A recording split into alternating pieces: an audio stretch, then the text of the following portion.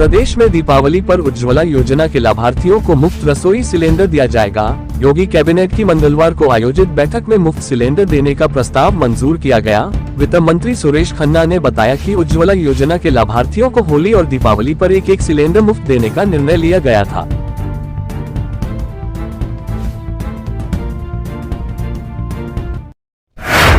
प्रदेश में विदेशी निवेश आकर्षित के लिए प्रत्यक्ष विदेशी निवेश नीति (FDI) को मंजूरी दे दी गई।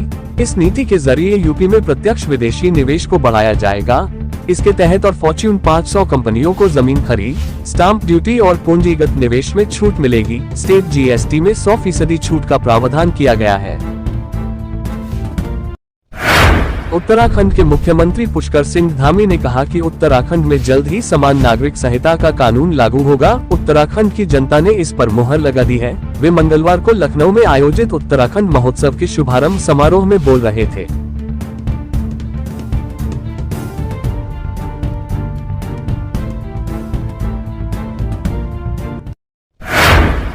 प्रदेश में अगले साल 14 नए मेडिकल कॉलेजों में MBBS की पढ़ाई शुरू करने की तैयारी है। इन कॉलेजों का भवन बनकर तैयार है, अन्य तैयारी चल रही है। चिकित्सा शिक्षा विभाग ने राष्ट्रीय आयुर्विज्ञान आयोग में मान्यता के लिए अनुमति मांगी है। यदि सभी कॉलेजों को एक साथ मान्यता मिली तो प्रदेश में 1400 सीटें बढ़ेंगी।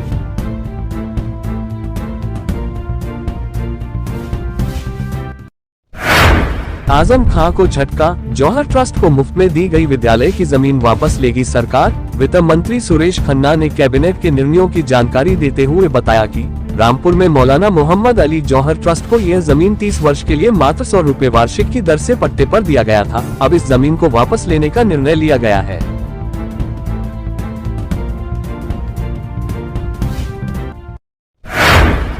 मुजफ्फरनगर के एक मदरसे में धर्म परिवर्तन का सनसनीखेज मामला सामने आया है।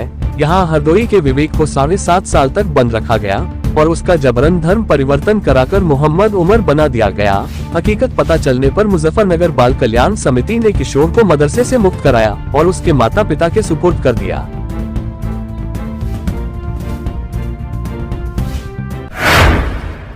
एक 103 साल में पहली बार VC पैनल में महिला प्रोफेसर। 103 साल के गौरवशाली इतिहास में AMU को पहली बार महिला कुलपति की सौगात मिल सकती है।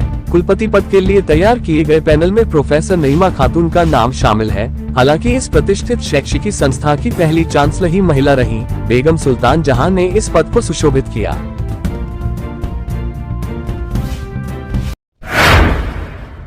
गाजीपुर सिटी से दिल्ली के आनंद विहार टर्मिनल जा रही सुहेलदेव एक्सप्रेस मंगलवार रात प्रयागराज जंक्शन पर पटरी से उतर गई।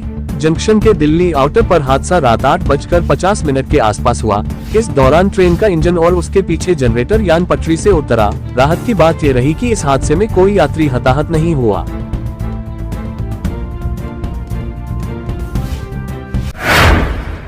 थाना पनवारी के नखराआफपुरा से डॉक्टरी परीक्षण के लिए जिला अस्पताल लाते समय सिपाही की बंदूक छीनकर भागे आरोपियों ने फायरिंग कर दी। जवाब में पुलिस ने भी फायरिंग की। मुठभेड़ में दोनों आरोपियों के पैर में गोली लगी, जबकि दरोगा व 2 सिपाही घायल हो गए। सभी को CHC पनवारी में भर्ती कराया गया। दोनों आरोपियों की हालत गंभीर होने पर जिला अस्पताल रेफर किया गया है। मेरठ में हस्तिनापुर थाना क्षेत्र के हरिपुर गांव में मंगलवार रात में नाली के विवाद को लेकर टकराव हो गया, जिसके बाद कई राउंड फायर किए गए। सूचना पर पहुंची पुलिस की गाड़ी पर भी पथराव किया गया, जिसमें वह क्षतिग्रस्त हो गई। मामला बिगड़ता देख उच्च अधिकारियों को सूचना दी गई, जिसके बाद आसपास के थाना क्षेत्र की फोर्स मौके पर बुलाई गई।